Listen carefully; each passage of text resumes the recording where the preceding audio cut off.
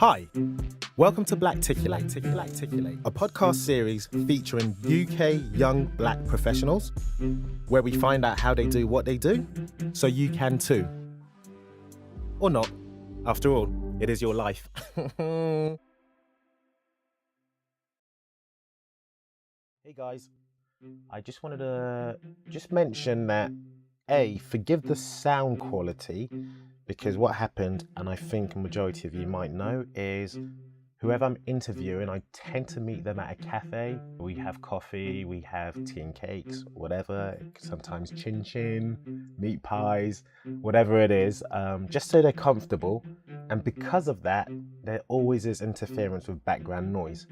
And what I do is I try to get rid of that in post-production, so you guys can hear as clearly as possible. And I'm no good at getting rid of background noise.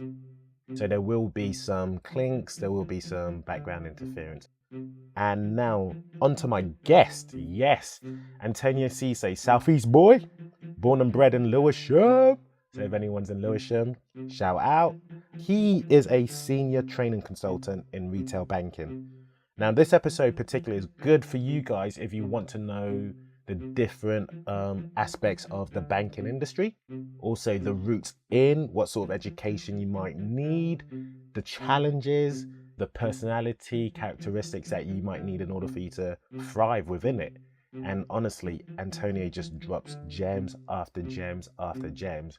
He's a brilliant guy, so please do take a listen. And as always, do give us any comments, any feedbacks, and share it to anyone that you think might value it. So once again, guys, thanks for joining us, and I'll see you on the other side. And welcome to Antonio Cisse. Guys, welcome to another episode of Blacticulate. For those of you who have never listened to an episode, I pretty much feature UK young black professionals who are go-getters, who are amazing, aspirational, they're just killing it in their industry. And I find out specifically, how they do what it is they do. Why? And hope that if you've never considered that industry, at least you know it's possible. And if you are in that industry, maybe you might find some advice and tips and resources to get you further along the way. And in front of me, I have an epic gent, Antonio Cisse. Right. Thank you. No worries. No. I always, and this is probably laziness on my behalf, I always just throw it straight to the guest to say, for me to say, introduce yourself to the people who don't know you, and then we just take it from there, the convo.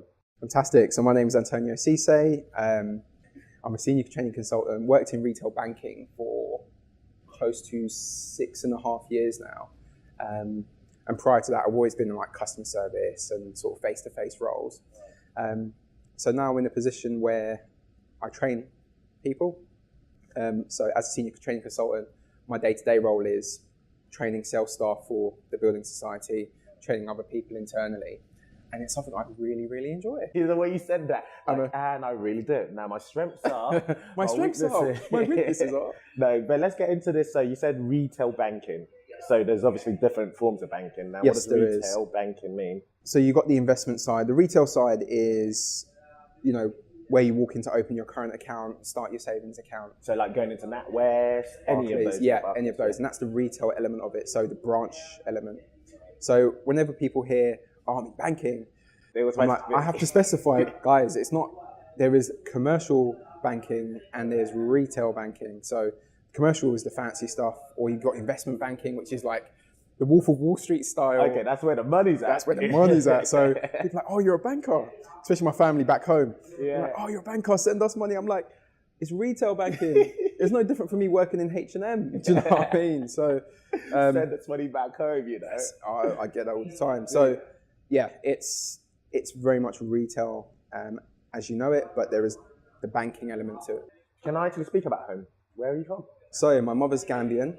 Okay. My father's Colombian, but was raised in Senegal. Dang. So he's very much a Caucasian man who was raised in Africa. Right. So in my mind, he's an African male. Right. And that's, we don't really look at colour. Within your household? Or No, we don't really see it. And, I remember being younger and it's like, your dad's white? And I'm like, yeah, but he's African. Yeah. He's African. Why was it particularly, if I may, dive in a little bit further? Yeah, go ahead. Because you are mixed. Yes. Right. That you didn't see race within your household, but you pretty much saw race whenever you stepped out the doors. Of course. What was the first time you really felt like other? First time? Yeah. Jesus. My earliest memory of being between the two worlds, I would say, was reception. back at reception in school. Okay. And I was the only mixed race boy in my class at the time. And this was my earliest memory and my first awareness of race. Because the teacher decided, right, you're going to paint a picture of yourselves. So inadvertently, because we had to share paint, she put all the white kids on one table, put all the black kids on the other table. Oh, no. And I immediately sat to the black table because that's what I identify with. You know, I have similar features. I feel like I look like my peers. So I sat over there and it was like, no, you're not the same color as us. So yeah, you're gonna have to sit on the other table. And the white kids were like, but you're not our color either. And I remember because I was trying to mix a paint to match my color and I couldn't. And this is my earliest struggle. And then actually the class sort of said, well, he's not like you guys, so he's like us, so come and sit with us. And then the black kids were like, actually, he's more like us, he's got our features, so he's got to come sit with us. And I was there looking at my teacher like, what do I do? Yeah. Where do I sit? And then in the end, I remember saying, look, I identify more with these guys over here, so I'm going to sit over here and just add some of your paint to the brown paint, and I come up with this caramel coffee color. Right. And then that was it. And I remember the Asian kid as well in the class. And he was like, he already made his color. He was super smart. Yeah. But that was the first time when I realized like race. And I remember going home to my mum and saying, Mum, what color am I? Like, because I'm not your color and I'm not Dad's color. So what am I? She was like, you're black. Okay. I was like, simple. I was like, cool. Problem solved. Next day I went into class. I was like, I'm black, everyone. But yeah, Southeast, growing up. Yeah, what was life like? Because you have a brother as well, don't you? Yeah. Just the one? Got two brothers, one sister. Yeah, growing up in South was fun. I have very fond memories of my childhood, and yeah, it was an experience to say the least. I look back and all the crazy things we did as teens, Guys, you as can't children. see Antonio, he's smiling crazily right now. There's some stories I'm going to try and extract. I look back and I just think, yeah, we were unaware of the wider world back then. So we had our little microcosm in South London, and it was good fun. Yeah. Had some stressful times, no doubt. Okay. Because we grew up where, gangs were really a thing, and this is slightly before knife crime really sort of took hold. Where South? So Lewisham. Okay, Lewisham. Yeah. And what, you grew up in Council Estate area? Yeah, so top of Sydenham is where I grew up, but we used to hang about down in Lower Sydenham, sometimes Lewisham, New Cross. So we used to hang about everywhere, Brockley. Right. Yeah, so that was good fun. So yeah, it was...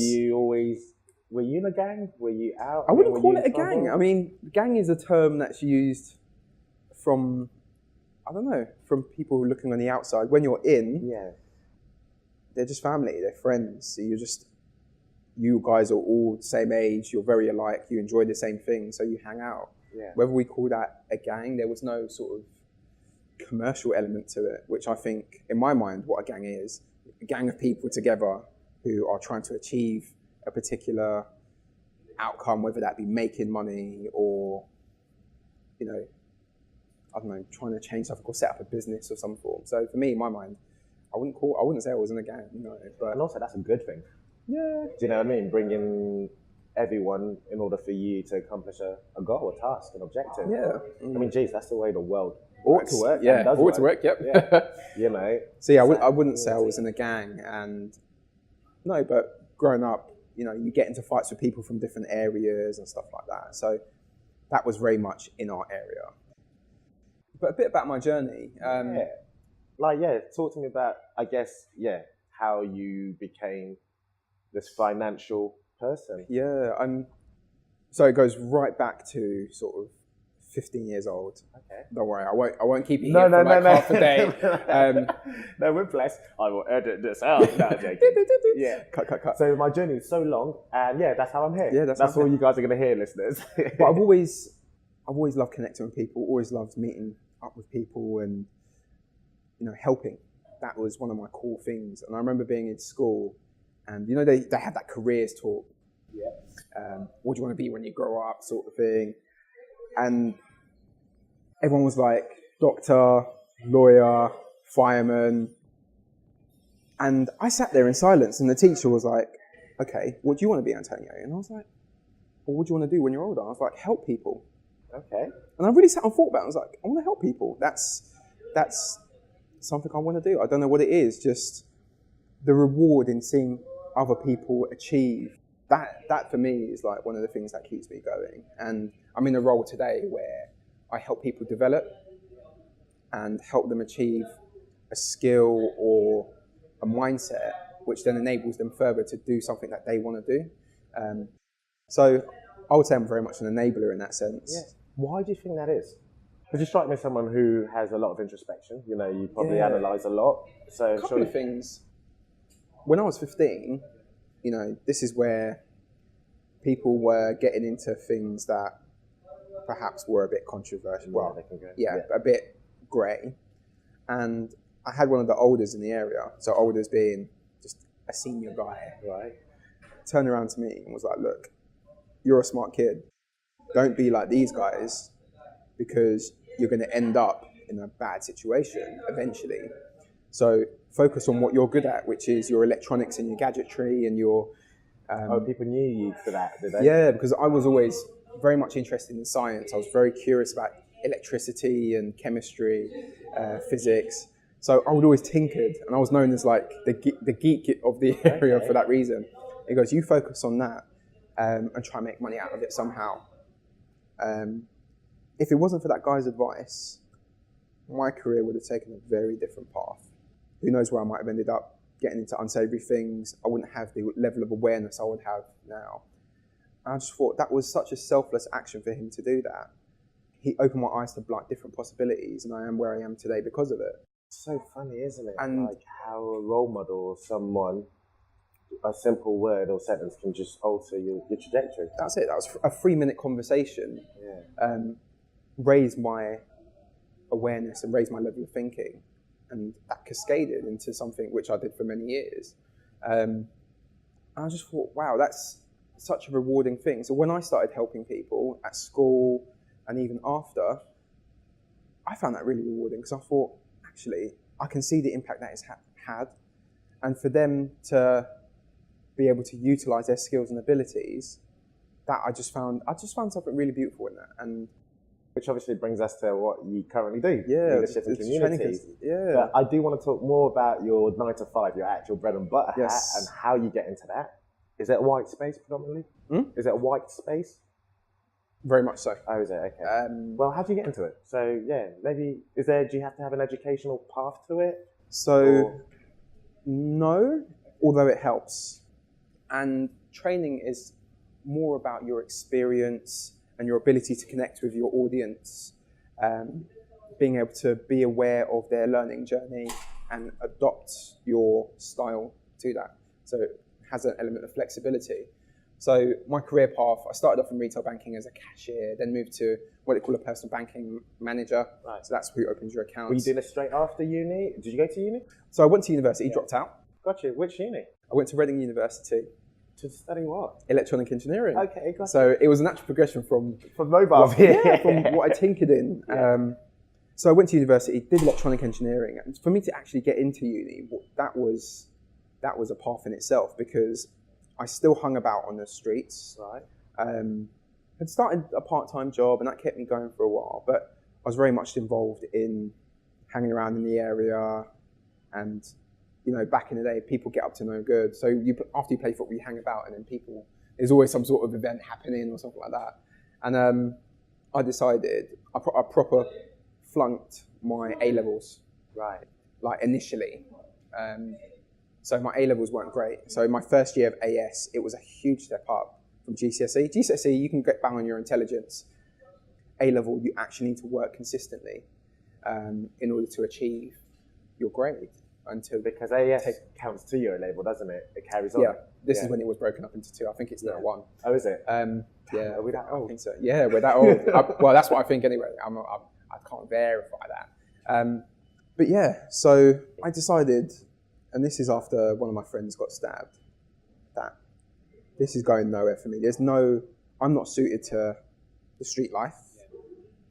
My family, didn't raise me with a low expectation. Like, I know I can achieve more. So after getting pretty poor A levels, I decided to redo it. So I went to 2 colleges in 1 year. Oh wow. So I'll travel from Westminster during the day, all the way out to Orpington College in the evening, to try and get some A levels to get myself into university.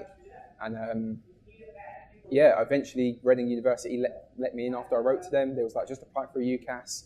We'll put you on a foundation course. At least then that will give you the basics to then go on to study electronic engineering. And I started my university journey from there. And that was, uni's always fun. What can I say? So I was there for 3 years on a 4-year course. And halfway through, become a bit disillusioned with my course, because electronic engineering has the sort of the technical aspect of it, where you're very, what I call introverted activities, where you need to do analysis. You sit behind a computer and do like loads of programming and calculations and such. And I was always more people orientated. So the project work I absolutely loved. I love being able to bring people together, analyze people's skill sets, distribute work, and bring the best out of people. That's where I really sort of shone.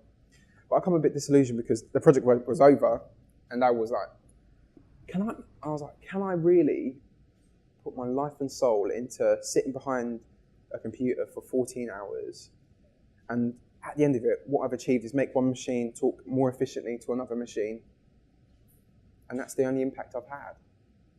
It didn't resonate with me, and I was becoming more and more unhappy with what I was doing. So the decision came. I was like, if I was going to do this, I could stick it out, fine, but let me do something I actually am passionate in. Let me do something I enjoy, because then I can put more effort into it. Right, of course. I can really sink my teeth into it. And that's when I decided, right, love connecting with people, love speaking to people, like to be able to help, and kind of interested in the finance thing, because as a university student, I was terrible with my finance. I didn't know nothing about it. So personal student loan, just money. Yeah, I was student loan balling. Student loan came in, I was like, woo! Hit the shops hard. We don't need no Indomie, no noodles tonight. Oh, that's it. I don't think I ever ate beans as a student. Damn, you were balling then. Clearly. But I still want to almost join you where we are to this financial route, because you were like, I'm no good at money. I didn't know nothing about personal finance. Let me figure. Okay, hit me. I knew I had a distinct lack of knowledge for personal finance at that time, because I'd always receive money quite easily from buying and selling mobile phones or my part-time work. So you knew you could make money.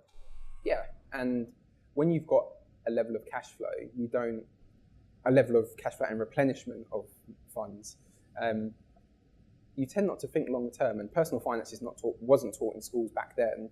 So you get money, you spend it, you get money again, you spend it. You don't really think of the longer term saving. You save for a rainy day, but for me, my only saving I did was because I needed to buy large amounts of stock, or I'll save towards a particular thing which was way above my pay grade at the time. So I didn't know enough about personal finance. I went to uni, got my student account, so that was an overdraft. I got credit cards up to my ears because listen to my cousin, who's like, take out as many credit cards as you can, get your student account, you might need them. And I was like, why? Because what if we get a big order of, say if you get an opportunity to buy like loads of stock of something, you want to be able to have the cash flow to do that. I was like, yeah, that's a great idea. Open them. I didn't use them for like ages. And then student life started to bite in. Yeah. Reduced income. I had a part-time job, which was decent at the time, but it wasn't enough to fund the lifestyle that I'm used to. Right. And then soon enough, I was living way, way, way above my means. And I think every student goes through it who is sort of financially irresponsible at times. You get to a point where you're like, my God, I'm maxed out on everything. Got direct debits got to come out, and I will be in trouble very soon. And I think the final turning point for me to learn about personal finance was, I remember being in Tesco's, at 2:00 in the morning. Okay. Because as a student, my mate's like, oh, let's go Tesco's, 24-hour Tesco's. I'm like, yeah, cool, we'll drive down there. And at 2:00 in the morning, you're like, I obviously need to do a full shop. But at the time, I only had like £5.57 in my credit card left to spend. And I'm there trying to do a full shop with £5.57. I was like, this is not going to happen. I just thought enough is enough. Like, I need to wise up, I need to wake up. Yeah. So I need to learn about personal finance, how to manage your money, how to be responsible, how to think ahead. That sort of started me on my journey. So I started learning more and more about it, budgeting. As in, okay, yeah, so like Googling, when you say learning more about it? I bought books, personal finance books, Googling, just learning a bit more and versing myself in the subject, just so, I can know what decisions to make and when, or what sort of decision I might make. So I started learning more and more, and I had a lot of useful tools to actually manage my own money. Do you remember those tools? Just like little Excel spreadsheets that I made, or you can download from online, and forecasting spreadsheets and stuff like that. And I was like, forecasting just basically confirmed I would be broke. Yeah. Just less broke, but still broke. Less broke, but it then helped my spending decisions. Okay. To know where I'm going to be in 2 or 3 weeks' time. So I started doing this for myself, and I got myself to a place where I was comfortable. And then I started doing it for other people, because you'd hear sort of similar gropes and grinds, like people saying, I haven't got no money. And I was like, I can help you with that. Right. I was like, let me show you this useful tool. Let me talk you through what I've done and where I'm at. And maybe it can help you. So I started helping people out of uni for free. This is just for the love of it. Right. And because if you have an opportunity to help, if you have the ability and the capability, then why not? Why wouldn't you? Yeah. So I started helping people, and they gave me really great feedback. Like, that's really helped me. We were all still broke at the end of student uni. Just like sipping on your snake bite or your water because that's the only drink that you have. That's how the personal finance journey started. And then come to leaving uni now, and so you made that choice. You're like, you know what, I'm not going to stick this out. I just thought I'm not going to do the last year. Forget it. And I was in a place where. Do you speak to anyone about that decision? Yes. The rent. Spoke to my parents, and before I spoke to my parents, I made sure I had a job to go to. Okay, nice. So the work that I had to do, I was like, I want to go into banking because it fit all the criteria. It has a personal finance element, which I'm now starting to really enjoy. Has a face-to-face element as well. I also enjoy that, and I'm helping people. I was like, yes, this is great. So had my interviews, got rejected. My first interview was with Northern Rock. Okay. And that's when I became first aware of some of the challenges that I faced with having a certain look, image, or I don't know how to put it. No, I'm with you, as in just your entire body, your entire person, yeah. I walked into that interview, and no more than 5 minutes the interview was over. Oh, really? And I remember, because I fully prepared everything. Yeah, you were ready. I had my speech about, tell me about yourself. It prepared all my interview preparation questions and things like that. And within 5 minutes, for whatever reason, I just wasn't a fit. Right. Do you remember the question they asked you? They asked me a couple of questions, but the questions were very closed questions. So I was like, I had no opportunity to tell them more about myself and my journey and, what my achievements was. And I was like, why was I invited to this interview if you don't want to know more about me or, more about my experience? And when stuff like that happens, it makes you think, right, was it because of the way I was dressed? No, dressed in the suit. What was it? What was the root cause? Why would they just dismiss you like that? Yeah. And I thought either they've hired someone else already, or something I've said, something I've did, or another element, like an X element. And I didn't want to think of it at the time, but I just thought, I don't fit perhaps what they wanted, and they haven't got to know me, so it's either the way I look, the way I talk, or something else. So that was my first hurdle. I thought, oh my God, is this the industry that I'm going to be walking into, where people just dismiss you like that?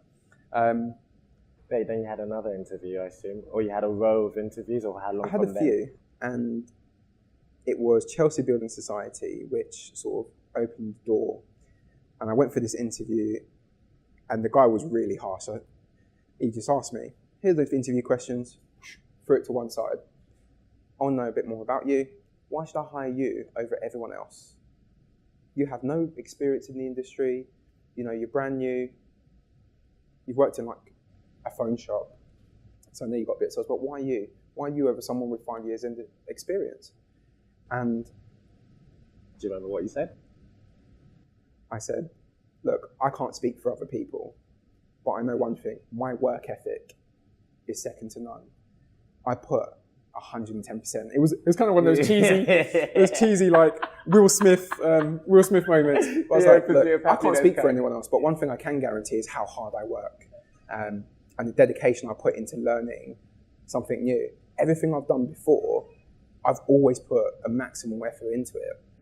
And then there you go. And that's what kicked me off into the finance. So the great thing about retail banking is that it gives you the sales side of it, it gives you the customer service, and then from there, that can springboard into other areas of banking. So you can go into the HR, you can go into the more technical finance side, the financial advice, or the management route. Is that predominantly where a lot of people who are in those spots would have started from the retail and then worked their way up? And there's a lot of people in the industry, especially the retail side of it, who have started off as a cashier, started off as a personal banker. So what's the top rung of that ladder, I guess, from a personal cashier? So in the retail space, you're looking at a branch manager, then a district manager, so looking after other branches, right. And then you've got the area who looks after a number of areas. So you go into the management route. That's one pathway. Then you've got the financial advisor or specialist type roles. Okay. So that's where you go into mortgage advice, financial advice, and then from there you can specialize even further. So you can then go on to, once you become a financial advisor, you can then specialize in pensions, or you can then go into financial estate planning, or you can actually go into like the business side of it as well. Right. So same thing with mortgages and lending. So you can go into the lending route, and then you go into the business banking side of it. So it provides a very clear pathway of progression. If you're hungry to learn, if you want to verse and immerse yourself in the industry, it provides a very clear pathway. What are the sort of prejudices attached? And how does one, overcome those implicit biases? So what have been the challenges? Yeah, in that sense. At the retail level, there isn't much. Okay. Because it's so diverse. You walk into any bank or building society, in London anyway, and you see a diverse that is true. Group of people all banded together and work together. Retail banking is really beautiful for that. But the higher you go, and I'm sure this is across many industries, the less diverse it becomes. Yeah. So for the day-to-day tasks and roles and the short term, yes, there's loads of diversity. For the longer term side of it, so the strategic planning, building branches and stuff like that, that's not as diverse. Right. You move into HR and the space I'm the space I'm in at the moment, learning and development, and it's less diverse, further. So the challenges there have been, how does someone move from the short-term space to the longer-term space? And that's where the big bucks come in as well. When you go into longer-term, that's where you go higher up in the pay grade. And how do people move into that? And that's why aren't there so many diverse the higher up? I have my theories. Please, you must. And I remember discussing this the first time I met you, which is about people's unconscious bias being one element of it. Two, I don't think people realise the opportunities that are available, right, and therefore don't work towards exploiting those opportunities and taking them. That's. Can you give examples when you say that? Because those are sort of overarching things you're mentioning, but if you can give concrete, for instance, exploiting opportunities, what are people missing a trick on? For example, I'm trying to think of an example. I've recently encountered one of my mentorees. I don't know if that's the correct term. You hear of a job role or an opportunity to get involved in a project which will give you exposure, too late. You're the last person to hear it.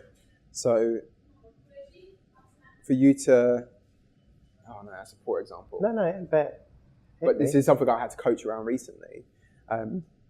You hear of an opportunity too late, or you're always the last to know about certain things happening, or people don't come to you for advice or your ideas because they don't know what you're capable of, or they don't know you well enough to trust you. Yeah.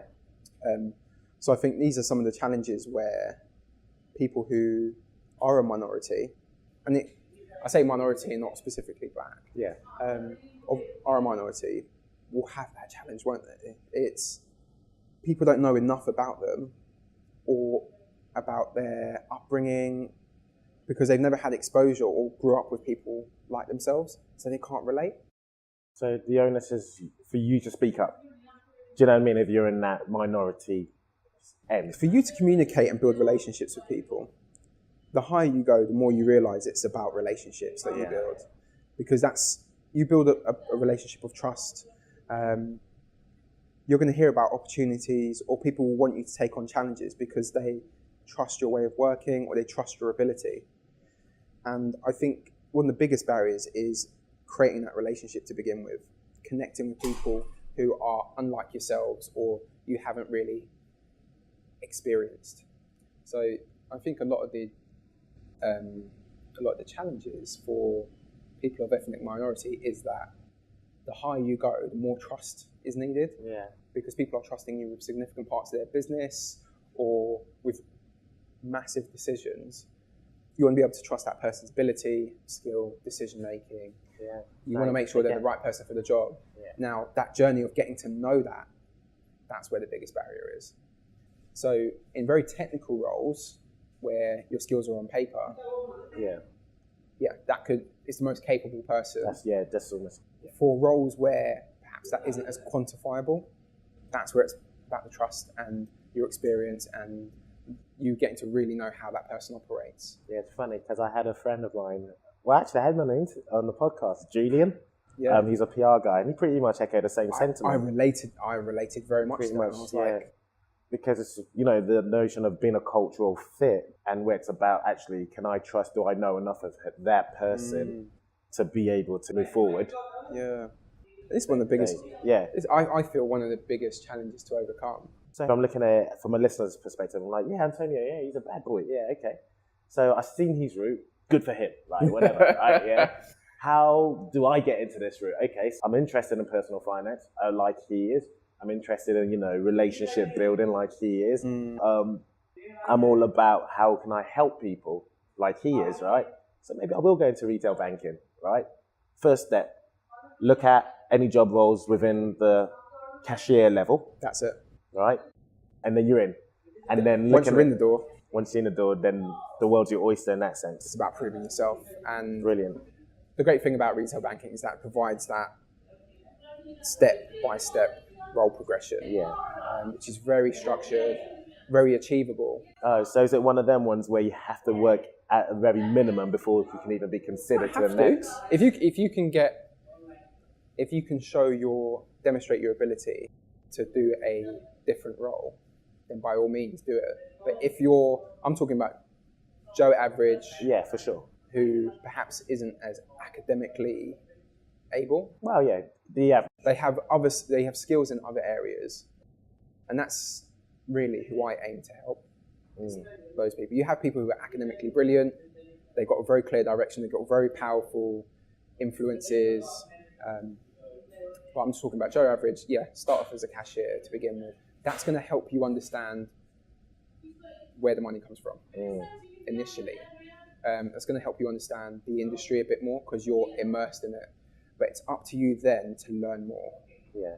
Once you're in the door, right, it's not enough doing your day-to-day job. It's what you do extra that's going to help you step up and move to another role. Right. Are there any specific sort of personalities or characteristics that would enable you to thrive within personal work ethic? Yeah, is it just work hard? That goes for any industry really, but you've got to show your hunger to learn and grow. Right. Okay. And that's something which is frustrating when people don't have that, or they say they have it and they're about that life, but really they're not about that life. Because when it comes to the actual execution, so action being the second thing, they falter or they don't take action. Right. So yeah, having a great work ethic, being hungry, and then actually taking action. Always doing, and that will help you thrive. In terms of soft skills, being able to communicate helps a lot. But if you're not a fantastic communicator, again, the cashier role forces you to grow that very, very quickly because you're dealing with the general public. From there, I say the third thing to thrive, flexibility. Meaning, you got to be able to, I wouldn't say change who you are, but you've got to be able to adapt to your audience very quickly. Right. About the way you communicate, the way you interact with people, the way you approach the work you do. Because you're going to be dealing with people who are from all walks of life. So flexibility is going to be one of those things which, if you're not flexible, you're not going to get far at all. Right. If you are flexible, you'll be able to mold and adapt to your audience in a way which benefits them and benefits yourself. I know it's a bit ambiguous. No, I'm with you. For example, as a personal banking manager, one day you could be communicating with someone who is not financially able to speak your language. So they don't know nothing about finances. Then you're speaking to someone who may be a CEO. And you've got to be able to tailor your approach to that person to be able to help and find out their needs. I get you. Is there any ethical questions that you normally have to deal with in your role? In my role, as a trainer, yes. I think the ethical questions and challenges for me came when I was a branch manager. Recruitment decisions. Right. And that's when my unconscious bias got really exposed. It's a lot of people talk about unconscious bias like, oh yeah, I have some biases, but until you put your money on the line, you're not going to know what your unconscious bias are. Right. Until a decision has to be made that would potentially impact your future or impact your business. That's not really going to get exposed, I believe, anyway. Yeah, no, I'm with you. And when I was making recruitment decisions, that's when I had to fight a lot of my misconceptions that I never even knew I had. So, you don't want to discriminate against age, against people's lifestyles and people's journey ahead.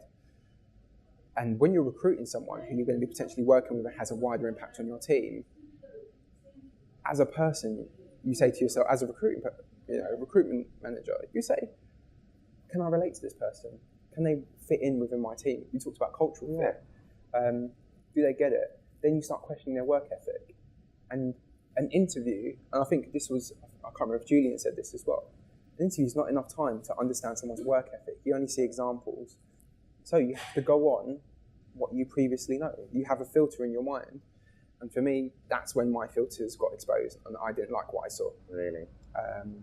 What did you see? Can I say this on mic? Is that coming back to Of course you can. Can I say this on mic? So, disclaimer, being aware of my filters doesn't mean I actually use them. So I'll say that first up.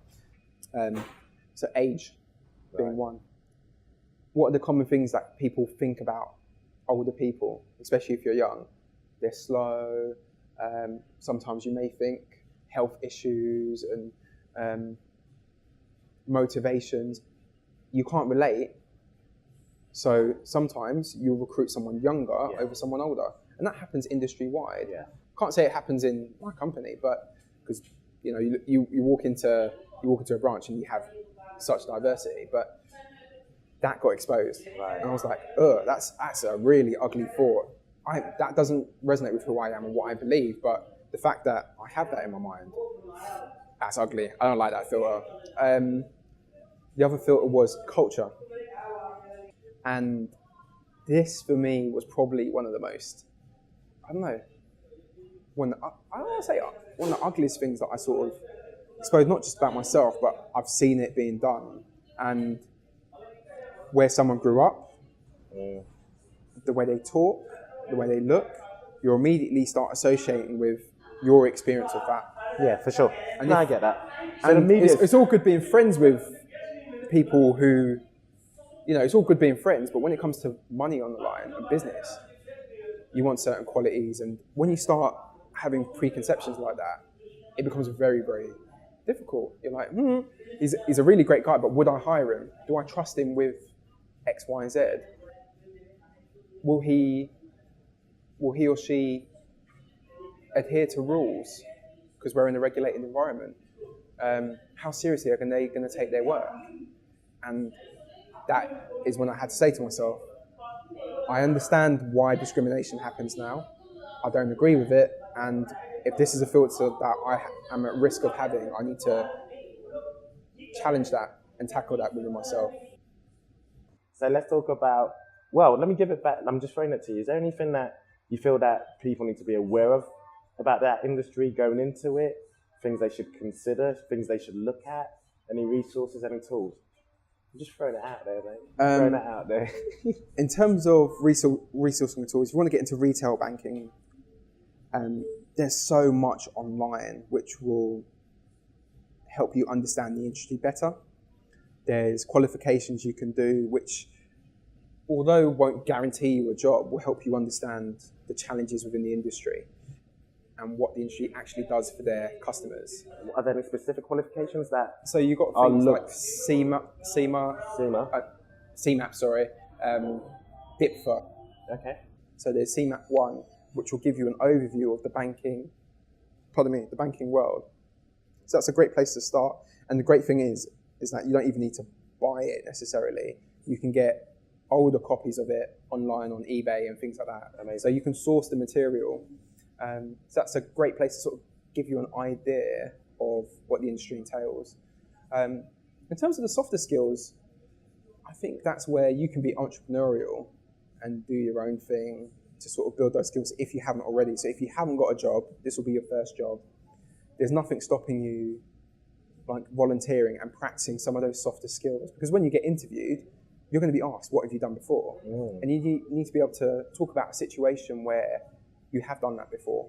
And if you haven't been in that situation, you need to create that situation for yourself. Yeah. So solid advice. It's true. And some of the people I've worked with before have never been into work, left college, and that's it. They've just been floating about, doing like the odd job here and there. And I was like, look, if you haven't been in a sales role or you haven't done sales before, then by all means, you can volunteer and practice some of those skills. There's nothing stopping you, because a lot of places are looking for volunteers. There are a lot of apprenticeships out there that are looking for people who are hungry and don't necessarily have the skill set. So for me, that's, there's no excuse anymore for you not to get experience.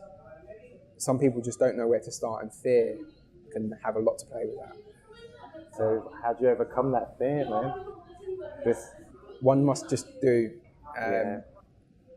And this is where something I started many years ago, which is a self-belief society, comes in. You've got to have a belief and confidence in yourself that no matter what happens, you're going to be okay. What's the worst that can happen? I know it sounds very cliche, but by taking an action and failing, what do you lose? And if you bring that into perspective, you'll see that the action is very doable and it has very minimal impact to your current situation, and only pluses. You can only learn from it. Agree. And this is what the self-belief society, our ethos is building people's self-belief in themselves to then take an action. Is that still? Yeah, cheers, mate. Yeah. Guys with a cafe, I'm sure you can hear in the background or whatnot. Got Deliveroo. Yeah. The way that I went, hello. That is phenomenal. So, guys, we are going to get Antonio back on, for sure, without a shadow of a doubt. So if there's any questions and anything that I haven't asked him that you want to know about the personal banking industry or the retail banking industry side of things, please holler at me. I'll also let you know how to get in touch with him. In fact, while you're on record, how can we get in touch with you?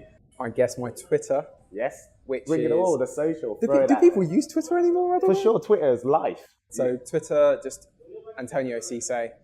I don't think there's many Antonio Cisses in the world that you'll find. I'm the top result on Google, luckily. So my LinkedIn is also there. So Antonio Cisse, and that's the best way to get hold of me. LinkedIn I'm very active on. Because again, it's a community of people who you can get in touch with and communicate with, just bounce ideas off. So I think LinkedIn is very sort of overlooked, but it's very powerful. So you would actually add anyone that adds you on LinkedIn? You add everyone or anyone that adds you I on try LinkedIn? to. How interesting.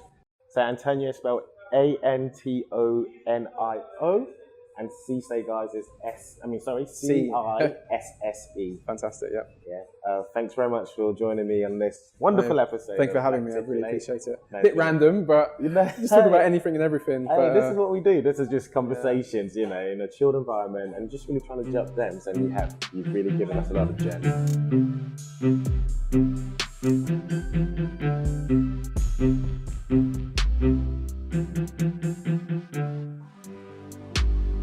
Hey guys, we really appreciate you listening, and if you have any feedback, please leave it in the comment section below.